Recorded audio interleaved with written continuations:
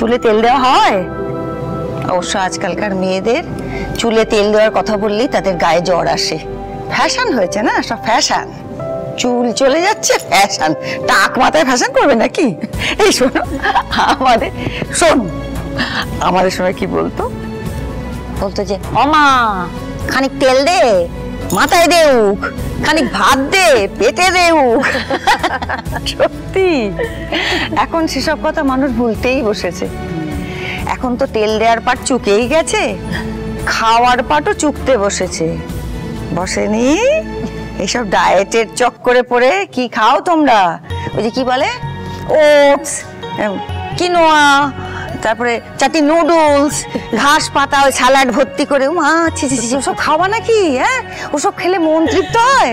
বাঙালির ছেলে মেয়ে কোথায় সাপটে শুকটে ইলিশ মাছ ভাপা, আলু পোস্ত শুক্তো দিয়ে গান্ডে পিন্ডে পেট ভরিয়ে ভাত খাবে, তা না শুটকো হয়ে হয়ে ঘুরছে। ভালো দেখতে লাগে নাকি? হ্যাঁ, শুটকো চেহারা।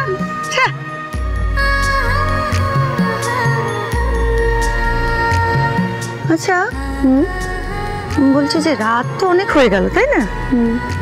আমার ওমটা কিন্তু এখনো বাড়ি ফিরলো না। হ্যাঁ মা, ওনার আসলে সব কাজ ছেড়ে আসতে একটু লেট হয়ে যায়। ও আচ্ছা, ও আসুক, আয় ততক্ষণ তেল মালিশ করে দি ভালো করে।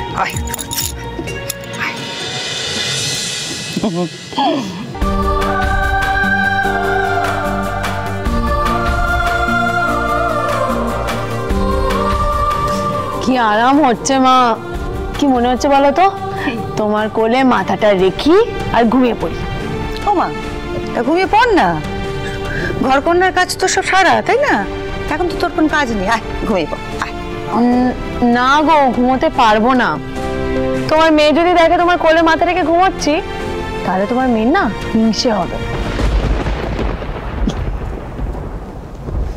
না না, আমার মেয়ে মোটেই ওরকম নয়। আমার মেয়ে না ওরকম হতে পারে নাকি?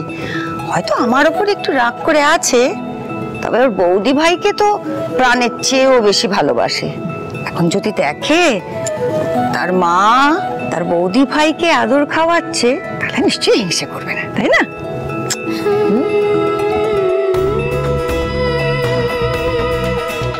তাহলে দেখি তোমার মেয়ে কেমন এখানে এসে পাশে বসে তোমার হাত থেকে তেল মালিশ খায়, তাহলেই বুঝবো যে তোমার মেয়ে আমার উপরে হিংসে করেনি, রাগ করেনি।